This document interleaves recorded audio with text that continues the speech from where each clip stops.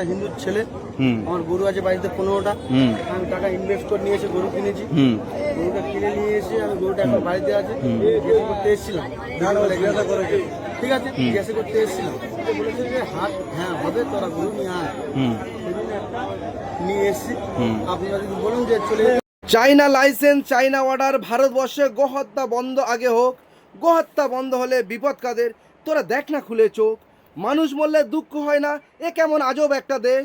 গোমাতাকে নিয়ে দাঙ্গা করে তোমরা সম্প্রীতি করো শেষ। গোহত্যা বন্ধ করো এই ভারতবর্ষের বুকে।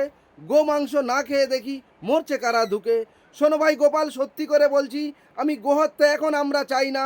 এমন অনেক মুসলিম আছে যারা শুরু থেকে গো মাংস খায় না। শোনো ভাই, গরুকে তোমরা গোমাতা মানো, তাহলে তোমরা গোমাতাকে কেন মুসলিমদের দিচ্ছ? করবে তারা জবাই, হিন্দু মুসলিম যৌথভাবে। এসো গোহত্যা বন্ধ করি সবাই। দেখো ভাই গোপাল, খাবে না মুসলিমরা আর গো মাংস, দেখি সমস্যা হয় কাদের। নিজের গর্ভধারিণী মাকে মানা হলে আমরা বৃদ্ধাশ্রমে পাঠাই কেন ওদের? গরু ছাগল মহিষ ভেড়া ওরা তো অবলা এক প্রাণী। আমরা বাবু খাবার নেশাই ওদের জীবন করি হানি।